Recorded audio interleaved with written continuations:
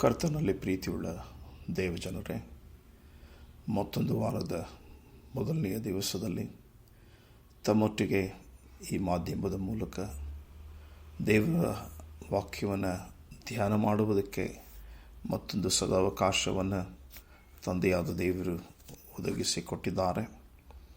ಆತನ ನಾಮಕ್ಕೆ ಸ್ತೋತ್ರವನ್ನು ಸಲ್ಲಿಸುತ್ತಾ ತಮ್ಮೆಲ್ಲರಿಗೂ ಕೂಡ ಕ್ರಿಸ್ತನ ಪರಿಶುದ್ಧ ನಾಮದಲ್ಲಿ ವಂದಿಸುವಂಥವನಾಗಿರುತ್ತೇನೆ. ಈ ವಾರಕ್ಕೆ ತೆಗೆದುಕೊಂಡಂಥ ದೇವರ ವಾಕ್ಯದ ಪರಿಚಯದ ಕೀರ್ತನೆಗಾರನ ಬರಹ 23ನೇ ಅಧ್ಯಾಯ ವಚನ 4. ವಾಕ್ಯ ಹೀಗೆ ಹೇಳ್ತದೆ: ನಾನು ಕಾರ್ಗತ್ತಲಿನ ಕಣಿವೆಯಲ್ಲಿ ನಡೆಯುವಾಗಲೂ ನೀನು ಹತ್ತಿರವಿರುವುದರಿಂದ ಕೇಡಿಗೆ ಹೆದರೆನು. ನಿನ್ನ ದೊಣ್ಣೆಯೂ ನಿನ್ನ ಕೋಲು ನನಗೆ ಧೈರ್ಯ ಕೊಡುತ್ತವೆ.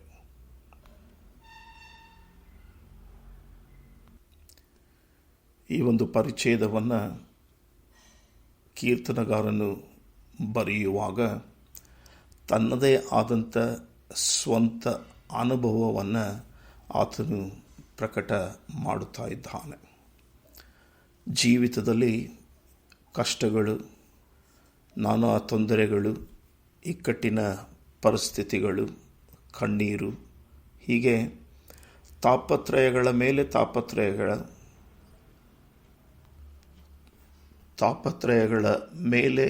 ತಾಪತ್ರಯಗಳು, ಕಷ್ಟಗಳ ಮೇಲೆ ಸಂಕಷ್ಟಗಳು ಮಾನವನನ್ನು ಸದಾಕಾಲ ಮುತ್ತಿರುತ್ತವೆ.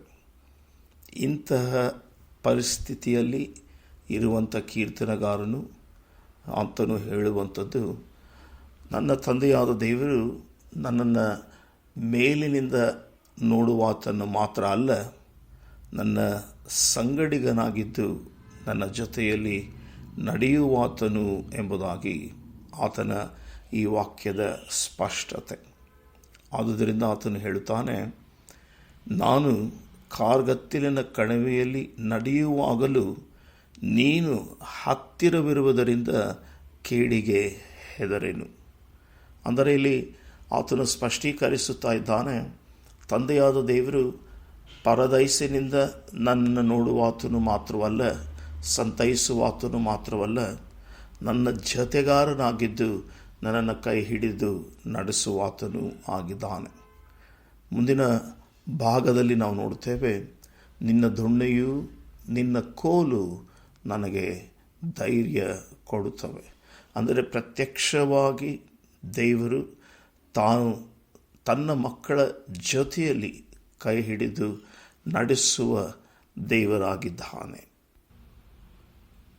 ಪ್ರಿಯರೇ, ನಮ್ಮ ಜೀವಿತದಲ್ಲಿಯೂ ಕೂಡ ನಾವು ಅನೇಕ ವೇಳೆ ಸರಿಯಾದ ರೀತಿಯಲ್ಲಿ ನಮ್ಮ ಜೀವಿತಗಳನ್ನು ರೂಢಿಸಿಕೊಂಡು ಹೋದಾಗ್ಯೂ ಅನೇಕ ವೇಳೆ ಹಸುರುಗಾವಲಿನ ಹುಲ್ಲಿನ ಮಧ್ಯದಲ್ಲಿ ನಡೆಯುತ್ತಾ ಇದ್ದೇವೆ ಎಂಬುದಾಗಿ ಅಂದುಕೊಂಡಾಗ್ಯೂ ಬಹಳಷ್ಟು ಸಮಯಗಳಲ್ಲಿ ಆತಂಕ, ಮುಂದಿನ ದಿನಗಳ ಆಲೋಚನೆ, ಹೀಗೆ ನಾನಾ ರೀತಿಯಲ್ಲಿ ನಮ್ಮನ್ನು ದುಃಖವು, ಕಷ್ಟವು ಬಾಧಿಸುವುದುಂಟು.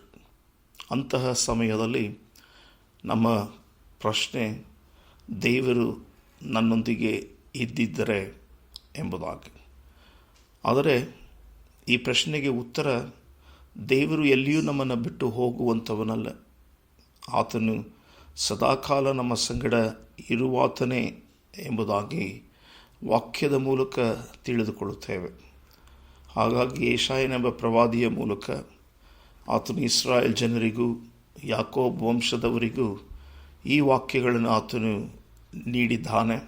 ಆ ವಾಕ್ಯಗಳು ಈ ಹೊತ್ತು ನನ್ನ ಜೀವಿತದಲ್ಲಿಯೂ ಕೂಡ ಅನ್ವಯಿಸ್ತವೆ. ಯೆಶಾಯನ ಪ್ರವಾದನ ಗ್ರಂಥ 43ನೇ ಅಧ್ಯಾಯ 1, 2 ಮತ್ತು 3ನೇ ವಾಕ್ಯ. ಆ ವಾಕ್ಯದ ಭಾಗ ಹೀಗೆ ಬರೆಯಲ್ಪಟ್ಟದೆ: ಈಗಲಾದರೋ ಯಾಕೋಬ್ ವಂಶವೇ, ಇಸ್ರಾಯೇಲ್ ಸಂತಾನವೇ, ನಿನ್ನನ್ನು ಸೃಷ್ಟಿಸಿ ರೂಪಿಸಿದವನಾದ ಯೆಹೋವನು ಹೀಗನ್ನುತ್ತಾನೆ, ಭಯಪಡಬೇಡ, ನಾನು ನಿನ್ನನ್ನು ವಿಮೋಚಿಸಿದೆನಲ್ಲ, ನಿನ್ನ ಹೆಸರು ಹಿಡಿದು ಕರೆದೆನಲ್ಲ, ನೀನು ನನ್ನವನೇ. ನೀನು ಜಲರಾಶಿಯನ್ನು ಹಾದು ಹೋಗುವಾಗ ನಾನು ನಿನ್ನ ಸಂಗಡ ಇರುವೆನು, ನದಿಗಳನ್ನು ದಾಟುವಾಗ ಅವು ನಿನ್ನನ್ನು ಮುಳುಗಿಸವು, ಉರಿಯಲ್ಲಿ ನಡೆಯುವಾಗ ನೀನು ಕಂದದಿರುವಿ, ಜ್ವಾಲೆಯು ನಿನ್ನನ್ನು ದಹಿಸದು. ಯೆಹೋವನೆಂಬ ನಾನು ನಿನ್ನ ದೇವರಾಗಿದ್ದೇನಷ್ಟೇ. ಇಸ್ರಾಯೇಲ್ಯರ ಸದಮಲ ಸ್ವಾಮಿಯಾದ ನಾನು ನಿನ್ನ ರಕ್ಷಕನು. ಐಗುಪ್ತವನ್ನು ನಿನ್ನ ವಿಮೋಚನೆಗೆ ಈಡು ಮಾಡಿದ್ದೇನೆ. ನೀನು ಬದುಕಲಾಗಿ ಕೂಷ್ ಮತ್ತು ಸೆಬಾ ಸೀಮೆಗಳನ್ನು ಕೊಟ್ಟಿದ್ದೇನೆ ಎಂಬುದಾಗಿ ದೇವರು ಯಾಕೋಬ ವಂಶದವರಿಗೂ ಇಸ್ರಾಯೇಲ್ಯರಿಗೂ ಈ ವಾಕ್ಯವನ್ನು ಬಿತ್ತರಿಸುವಂಥವನಾಗಿದ್ದಾನೆ. ಪ್ರಿಯರೇ, ಈ ವಾಕ್ಯಗಳ ಮೂಲಕ ನಾವು ಅರ್ಥ ಮಾಡಿಕೊಳ್ಳಬೇಕು ಏನಾಗುವುದೇ. ಪ್ರಿಯರೇ, ಈ ವಾಕ್ಯಗಳ ಮೂಲಕ ನಾವು ಯಾವುದನ್ನು ಹೇಗೆ ಅರ್ಥ ಮಾಡಿಕೊಳ್ಳಬೇಕು. ಇಲ್ಲಿ ಉರಿಯಲ್ಲಿ ನಡೆಯುವಾಗ ನೀನು ಕಂದದಿರುವಿ, ಅದು ನಿನ್ನನ್ನು ದಹಿಸದು, ಜ್ವಾಲೆಯು ನಿನ್ನನ್ನು ದಹಿಸದು. ಯೆಹೋವನೆಂಬ ನಾನೇ ನಿನ್ನ ದೇವರಾಗಿದ್ದೇನಷ್ಟೇ. ಮತ್ತು ಮುಂದುವರೆದು ದೇವರ ವಾಕ್ಯ ಹೇಳ್ತದೆ, ನೀನು ಜಲರಾಶಿಯನ್ನು ಹಾದು ಹೋಗುವಾಗ ನಿನ್ನ ಸಂಗಡ ನಾನಿರುವೆನು, ನದಿಗಳನ್ನು ದಾಟುವಾಗ ಅವು ನಿನ್ನನ್ನು ಮುಳುಗಿಸವು. ಇವೆಲ್ಲವೂ ಕೂಡ ಇಹಲೋಕದ ಜೀವಿತದಲ್ಲಿ ನಮಗೆ ಒದಗಿ ಬರಬಹುದಾದಂಥ ಎಲ್ಲ ಕಷ್ಟ, ನಷ್ಟ, ನೋವು, ಹಿಂಸೆ ನಮಗೆ ಸ್ವತಃ ದೇವರ ಸಹಾಯವಿಲ್ಲದೆ ನಾವು ಬದುಕುವುದಕ್ಕೆ ಅಸಾಧ್ಯವಾಗಿರುವಂಥ ಸನ್ನಿವೇಶಗಳು. ಇಂತಹ ಸನ್ನಿವೇಶಗಳು ನಿಮ್ಮ ಜೀವಿತದಲ್ಲಿ ಯಾವಾಗ ಒದಗಿ ಬರುತ್ತದೆಯೋ ಆಗ ನಾನು ನಿಮ್ಮ ಸಹಾಯಕನಾಗಿ ಸದಮಲ ಸ್ವಾಮಿಯಾಗಿ ಜೊತೆಯಲ್ಲಿಯೇ ಇರುತ್ತೇನೆ. ಕಾರಣ ನಾನು ನಿಮ್ಮನ್ನು ವಿಮೋಚನೆ ಮಾಡಿದ್ದೇನಲ್ಲ ಎಂಬುದಾಗಿ ಆತನು ನುಡಿಯುತ್ತಾ ಇದ್ದಾನೆ. ಹೌದು ಪ್ರಿಯರೇ, ಇಂತಹ ಉತ್ತಮವಾದಂಥ ವಾಗ್ದಾನ ಯೆಹೋವನಾದ ದೇವರು ನಮಗೆ ದಯಪಾಲಿಸಿ ಕೊಟ್ಟಿದ್ದಾನೆ. ಮತ್ತೊಂದು ಕಡೆ ನಾವು ಯೆಶಾಯನೆಂಬ ಪ್ರವಾದಿಯ ಮೂಲಕ ಕೇಳಿಸಿಕೊಳ್ಳುವಂಥ ಮತ್ತೊಂದು ವಾಕ್ಯ 30ನೇ ಅಧ್ಯಾಯದ 21ನೆಯ ವಾಕ್ಯ. ಪ್ರಿಯರ, ಯೆಶಾಯನ ಪ್ರವಾದನ ಗ್ರಂಥ 30ನೇ ಅಧ್ಯಾಯದ 20ನೇ ವಾಕ್ಯ ನಾವು ನೋಡುವುದಾದರೆ ಆ ವಾಕ್ಯ ಹೀಗೆ ಹೇಳ್ತದೆ, ಕರ್ತನು ಕಷ್ಟವನ್ನು ಶ್ರಮವನ್ನು ನಿಮಗೆ ಅನ್ನಪಾನಗಳನ್ನಾಗಿ ಕೊಟ್ಟರೂ ನಿಮ್ಮ ಬೋಧಕನು ಇನ್ನೂ ಮರೆಯಾಗಿರನು, ನಿಮ್ಮ ಬೋಧಕನನ್ನು ಕಣ್ಣಾರೆ ಕಾಣುವಿರಿ. 21ನೆಯ ವಾಕ್ಯ, ನೀವು ಬಲಕ್ಕಾಗಲಿ ಎಡಕ್ಕಾಗಲಿ ತಿರುಗಿಕೊಳ್ಳುವಾಗ ಇದೇ ಮಾರ್ಗ, ಇದರಲ್ಲೇ ನಡೆಯಿರಿ ಎಂದು ನಿಮ್ಮ ಹಿಂದೆ ಆಡುವ ಮಾತು ನಿಮ್ಮ ಕಿವಿಗೆ ಬೀಳುವುದು ಎಂಬುದಾಗಿ ಆತನು ತಿಳಿಸುತ್ತಾನೆ. ಎಷ್ಟೋ ಸೌಭಾಗ್ಯದ ವಿಷಯ ಪ್ರಿಯರೇ. ಕಾರಣ ನಮಗೆ ಆತನು ಅನ್ನಪಾನಗಳ ಜೊತೆಯಲ್ಲಿ ಜೀವಿತದ ಎಲ್ಲ ಆಗು ಹೋಗುಗಳನ್ನು ಕೂಡಿಸಿಕೊಟ್ಟರೂ ಆತನು ಹೇಳುವಂಥದ್ದು, ನಾನು ನಿಮ್ಮ ಜೊತೆಯಲ್ಲಿಯೇ ಇದ್ದೇನೆ. ನೀವು ಎಡಕ್ಕಾಗಲಿ ಬಲಕ್ಕಾಗಲಿ ತಿರುಗುವಾಗಲೂ ನಿಮ್ಮ ಹಿಂದೆ ಒಂದು ಪಿಸು ಧ್ವನಿ ಕೇಳಿಸ್ತದೆ.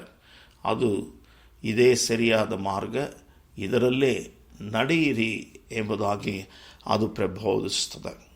ಹಾಗಾದರೆ ಈ ಪಿಸು ಧ್ವನಿಯನ್ನು ಕೇಳಿಸಿಕೊಳ್ಳುವ ಆ ತಾಳ್ಮೆ ಮತ್ತು ಸೌಜನ್ಯ ಜೀವಿತ ನನ್ನದು ನಮ್ಮದು ಆಗಿರಬೇಕು ಎನ್ನುವಂಥದ್ದನ್ನು ಈ ವಾಕ್ಯದ ಮೂಲಕ ನಾವು ಅರ್ಥೈಸಿಕೊಳ್ಳಬೇಕು.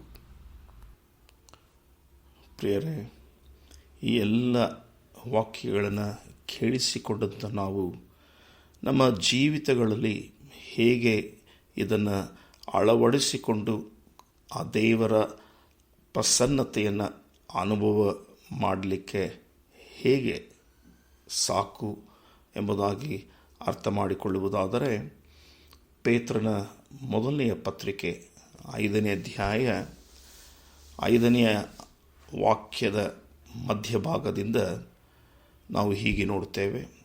ನೀವೆಲ್ಲರೂ ದೀನ ಮನಸ್ಸೆಂಬ ವಸ್ತ್ರದಿಂದ ಸೊಂಟ ಕಟ್ಟಿಕೊಂಡು ಒಬ್ಬರಿಗೊಬ್ಬರು ಸೇವೆ ಮಾಡಿರಿ. ದೇವರು ಅಹಂಕಾರಿಗಳನ್ನು ಎದುರಿಸುತ್ತಾನೆ, ದೀನರಿಗಾದರೂ ಕೃಪೆಯನ್ನು ಅನುಗ್ರಹಿಸುತ್ತಾನೆ. 6ನೇ ವಾಕ್ಯ ಹೇಳ್ತದೆ, ಹೀಗಿರುವುದರಿಂದ ದೇವರ ತ್ರಾಣವುಳ್ಳ ಹಸ್ತದ ಕೆಳಗೆ ನಿಮ್ಮನ್ನು ತಗ್ಗಿಸಿಕೊಳ್ಳಿರಿ. ಆತನು ತಕ್ಕ ಕಾಲದಲ್ಲಿ ನಿಮ್ಮನ್ನು ಮೇಲಕ್ಕೆ ತರುವನು.